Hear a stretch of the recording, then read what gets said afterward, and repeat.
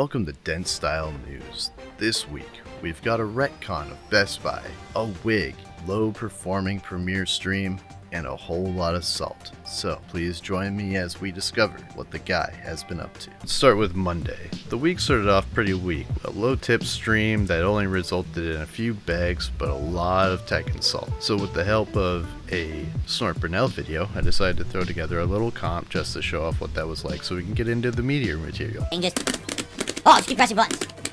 Lame. Literally just pick a spammable character. Congratulations, you suck. Get ready for the Trash. battle. Just keep pressing buttons, just keep pressing buttons, just keep pressing buttons, just keep pressing buttons, just keep pressing buttons, just keep pressing buttons, and it all counter hits everything I do. All just stuffs completely. Spam, spam, spam, mash. Wow, you're a great player. Love the online spam. Everyone at red level is basically doing this. Mash, mash, mash, and lag. Lame gameplay. You did not win. Your connection sucks. Get in time. Just keep throwing kicks. How to do it. Here it comes. If I get one hit, I'm gonna get a giant combo. So here we go. Block. Oh my fucking god. Can't block it low. Fuck this. Now, wasn't that robust? Now here on Dent Style News Network, we always like to lead up with something that's a feel-good story, and we've got a perfect one today about how DSP is reaching out and helping his community and improving the lives of those he has touched. Last night, we had people come to the stream who were like, wow, I haven't been around in ages, but, when I first saw your Heavy Rain playthrough, was a young person going through crazy times in my life, and this entertained me and put a smile on my face. Here we are, 14 years later, and I'm an adult. I got a life, a job. I'm stable, and I'm happy to see you. So here you go. Here's a contribution, and I wanted to say thank you so much for everything over the years. And that's the kind of feedback I'm getting from the Throwback channel, which is amazing. It's amazing to me that, when I started way back when on YouTube, YouTube was not a place to have a living. There was no one making careers on YouTube at the time. It was just a hobby, right? I never intended for anything I ever did on YouTube to take off, blow up, get popular. I certainly never saw any way that I was ever going to do YouTube for a job or a living because it didn't exist. You couldn't even monetize gameplay videos back then. Essentially, I was just dicking around. That's it. I was just dicking around. And the fact that somehow just me being myself and dicking around entertained so many, gave so many a smile on their face in times of their life when they really needed it, right? That's awesome. It totally was unintended, but it's awesome to hear. And it's cool to see people come back after such a long period of time and say, wow, I'm actually rediscovering your content now. I can't believe, this playthrough is back or whatever. And, and here's my take on it, and thanks so much. It's awesome, It's a great feeling, because people say all the time, Phil, why do you put up with all the stuff on the internet? Why do you keep being a YouTuber and all of that? And here's your answer. Because I'm helping people. Might not intend to, might not really know exactly how, right? But I'm having a great time with it, man. And I'm helping people every day. People tell me what I do has meaning, gives them hope for the future. That stuff that I do motivates them. To see me come to stream every day and do what I do and what I love, despite all the crap on the internet about me, it's inspiring to a lot of people, right? I don't think of it that way at all. I never think of it that way, but people constantly tell me so, So there you have it. Now, if that segment doesn't make you feel all warm and fuzzy inside, I don't know what will, and you probably just have a stone cold heart of ice. But we're not here to elaborate further on how well DSP has been doing and helping those in his community, outside of his community, and how he hasn't been saying anything hateful or harmful to anybody ever. Instead, we're here to move on to talking about Tuesday. I got the paper. Tuesday was a sad day for the Snort Fort as the front lines have been penetrated once again by Argentinian invaders. As they forced their way into the membership section, we had to hear from the Snort Fort's leader, Philip, in order to get an update regarding the war. Brandon, with a $2 super chat, I got an Argentinian membership, so I want to pay for it. Well, thank you, Brandon, for the super chat. I appreciate that. And again, anyone who wants to support the channel, FYI, tonight or the big day, I think, is going to be Thursday for Final Fantasy VII Rebirth. I think a lot of people will be here for that to support it. Last chance to support this channel for the month.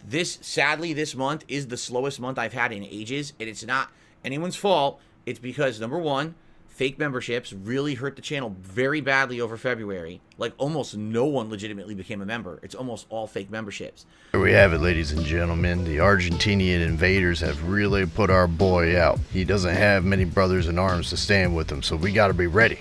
We gotta be ready when those Argentinians come knocking on the door. But on the real though, this has always been Phil's fault. He couldn't help but talk about how this exploit, quote unquote, was being used, then explain exactly how it was done, and then give it as much attention as he has. He's never been able to learn that the more he allows it to affect him and the more he responds to it, the more it's going to happen. So far so good. We've got the usual suspects, we got begging, we got rage, we just got general salty pork going all around. And now we're on to Wednesday. Phil's... This is a segment that I like to call Phil's Day Off.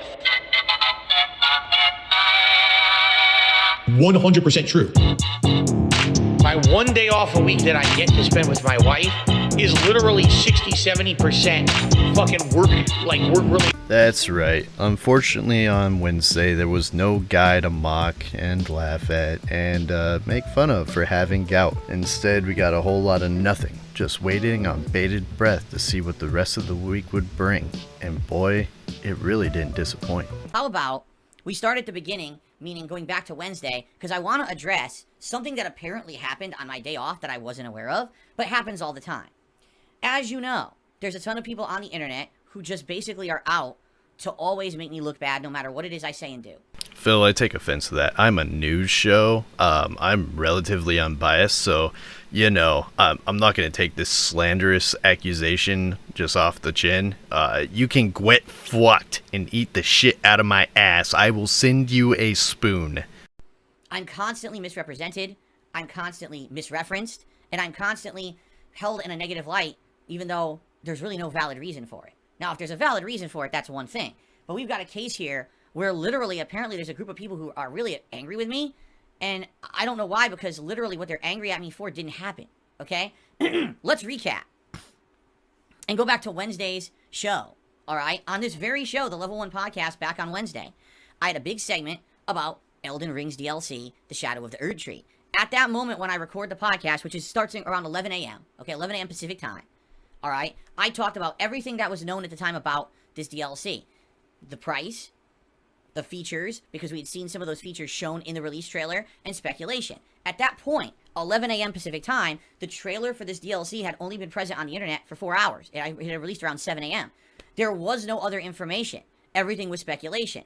Now, what ended up happening was, over the course of the day, more information was released because Miyazaki, the guy behind Elden Ring and other FromSoft games, was interviewed. And when he was interviewed, he gave a ton of additional information about the DLC that was all positive stuff that, number one, is exactly what Elden Ring fans are looking for, and number two, actually answered a lot of the questions that we posed together when we were talking about this DLC back on Wednesday. So I'm not going to run the rest of this clip because it's just a lot of cope. Essentially, as you probably already know, because I'm late to every party, that he essentially made a fool of himself by going on this tirade and making all sorts of accusations with no backing, and then decided to be like, oh, it was speculation, and then a normie caught wind of it, made a video on him, and he's been seething about that ever since. I got the paper. So let's kick off Friday. Friday started about 1 o'clock his time when he realized his internet was down. Decided to make him think about it on Twitter, as you can see here. I decided to do some digging. Some other people had pulled up some stuff around his area. There were no reported outages, but there was a high ping spike, which a lot of people have indicated is a sign of maintenance. Which leads me to believe that this proclamation of Comcast being a detractor once again is just another indication that Phil's imagination has run rampant. Okay? And yes, because some people are bringing this up, they're saying, so is your internet back? No, I'm broadcasting through a magical means today. I've actually completely foregone technology. I made a deal with Beelzebub in the backyard. I opened a portal to hell, and I say, hey, if you let me stream today, you can have some special privileges. And he agreed. I've heard theories that DSP would whore out his wife for $1, but I never expected him to do it for internet service. Is this a new low, or is this a genius strategy? No, my internet's back. Yeah, last night, the internet went out right as I went to sleep. Like, I was going to sleep, it was around like 12:30 a.m., You know, I usually go to sleep around 1 a.m. and I'm getting ready, my wife and I, and what we do is we like to play music at the end of the night. Nice relaxing music to get us, in the mood to go to sleep. And we go to play it, and everything goes off. We're like, what the hell? And I'm like, don't tell me, right? I mean, after all the problems I had with my internet last year, yes, it is true. There was an actual troll of mine who worked for Comcast, my internet company, and they were purposefully messing with my internet, going into my modem and changing my settings, putting in malicious messages, and hitting reset during my streams. That's why I was kicked off the internet during the Side Scrollers interview last year, if you can believe it. Anyway, with all that being said, I was nervous about other malicious issues, but I was like, wait a minute, it's 12:30 in the morning, right? Why would this be happening now? And then I went and checked both of my modems reset, and neither of them was reconnecting to the internet. And I was like, it's definitely not a troll. It's something going on with Comcast where they've lost service for tonight. And so we just went to sleep, and lo and behold, came up this morning, and everything's fine. So no problems there. Don't worry about that, okay? I don't know about you boys, but I am sure glad we don't have to worry about that. I was quaking in my boots over the fact that DSP might not be able to load up his garbage stream and beg for money. After discussing selling cat to the devil, he decided to move on and go into DSPN, everyone's favorite segment, where he proceeded to pontificate upon the actions being taken by the gaming industry, mostly regarding the layoffs, and then decided to become lawyer side Phil and pig-splain how the will to work law works, wherein he took the opportunity to retcon his whole firing from Best Buy. In the United States of America, we have what's called at-will employment. And this is a problem because at-will employment, it was originally designed, all right, to give power to the employees. Because what used to happen was you would get into a contract with an employer, but then an employee would want to leave, but the contract would state that they can't leave for a set amount of time with this and this and this. And because of that, the employee would be stuck in a life situation where they have to keep working for a company they don't want to work for. Almost like not a slave because they had to get paid. But still, imagine if a company says, well, we know that you're a talented employee and we don't want you working for another competing company. So we're not going to allow you to leave our company. You're stuck with us for a long time, right? That's what they would do. So at-will employment is supposed to be a law that fixes that. And what the at-will employment says is basically thus. A company can fire you at any time for any given reason, except one deemed illegal, such as racism, sexism, and stuff like that. But as long as it's a reason that's a qualified reason for termination, they can terminate you at any time. As an employee, you have the ability to work for a company and leave whenever you want. You don't have to work a set amount of time. There's no such thing as a 2 weeks notice. It is a myth. It is a professional courtesy that we do here in the United States, that if you're going to quit a job, you give your job 2 weeks notice you're leaving. So they have 2 weeks to try to figure out what they're going to do to replace you or maybe shuffle your job responsibilities around. But the truth is, there is absolutely no legal repercussions for not doing that. You could just quit and walk out the fucking door, and there's nothing anyone can do about it. As it stands, this man has been out of the workforce for 14, maybe 15 years at this point, and I don't know a single person that I believe should be taking any kind of employment advice from him or any kind of legal advice, especially regarding employment. So the intention is full flexibility. The problem is, since this law is so loose, Rockstar can literally say, well, we've now decided you have to come back to the office. And if someone refuses, Rockstar can just find an excuse and fire the person. And there's nothing that anyone can do about it.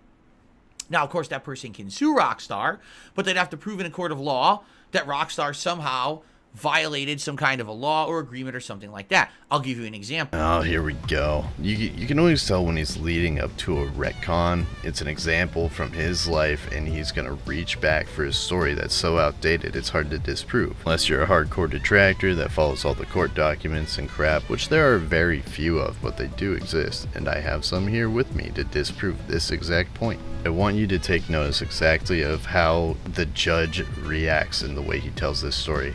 And just tell me if you think maybe it's something that might have just come straight from DSP's mouth. I worked for Best Buy for about 1 year. They hired me on a business team. So they paid me more than almost everyone else in the store because I was supposed to be selling servers and high-end equipment. This was the mid-2000s, by the way, so almost 20 years ago this happened. Then the company decided 6 months into the program they didn't want to do it anymore. So they were trying to force everyone in the business team to either get like high-end certifications or to downgrade your position to a lower paid position in the store because they didn't want to have the business team anymore. So you either were going to be like an installer for Best Buy at a high end, or you were going to be like a line level employee and get paid half. I refused. I said, I'm not doing either. You hired me under this premise. Therefore, I'm going to stay in this job at this level no matter what, and there's nothing you can do about it. Unless you fire me, in which case I'm going to sue you. So what they did is they framed me. They actually said that I had violated the store's discount policy for buying 3 PlayStation 2 consoles at a 40-cent discount each. Guess what? They fired me for it. I went to court. I won easily. The judge laughed at them in my hearing. Audibly laughed. And said to Best Buy, did you really think that someone would actually willingly risk their employment for $1.20? Are you stupid? I guess we'll see what happens, but holy shit, what a lie he told about Best Buy. Okay, goodbye. Goodbye. Yes, I told a big lie. Sure I did. Anyway, yes, control. So what I'm putting on screen now is essentially the court documents regarding this case that DSP was talking about. He makes it sound out to be a lot bigger than it was, when in reality he applied for unemployment. Best Buy decided to take exception to that, file an appeal saying that he did not deserve unemployment, which I won't side one way or the other. Corporations are as bad as DSP. But essentially he did win, and I mean, the only thing there is to say is it's not that deep. I got the paper. With the pre-cum pisscast out of the way, we are finally able to get into the gameplay, which was a Final Fantasy VII Rebirth premiere stream. But of course, it's Phil, so there's always a gimmick, always a scam attached to it. So, he introduced a new wig, which he was claiming was bought by a fan, which he proceeded to literally dangle like a set of keys in front of a baby for several moments during the stream, throughout it even. I got my Cloud Strife wig ready to go. That's right, I'm not kidding you. Someone purchased me a supposed Cloud Strife cosplay wig for this event. This is how it came. This is actually it. Yeah, this. That's the Cloud Strife wig. It didn't come in any other box. It didn't come in another bag. It literally showed up on my doorstep, just sitting there like this in this bag. Would you like to see it?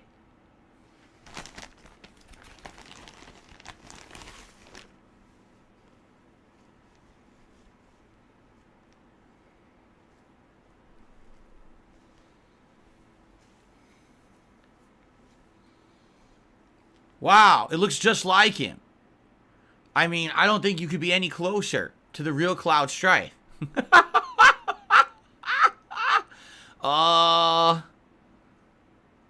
Anyway. So along with disparaging this thing he was supposedly given for free, and also having some odd knowledge about the photos seen in the Amazon ads, he proceeds to rack it up to $150 instead of $100 because the way he sees it, he jangles this in front of the Dents. They're gonna pay up. They want to see him in the funny wig, hee. But as I said, he literally jangles it. So I put together a little something for you guys. We're gonna look at this through Dent Vision. My Cloud Strife wig, as donated by a fan, looks like a dead dog. Look how it moves. It's terrifying. Anyway, let's see if we hit that today. In the meantime, Gunner Glasses time. Remember, if we hit the tier 2 tips goal today, I will put on this incredibly authentic Cloud Strife wig. It looks so authentic.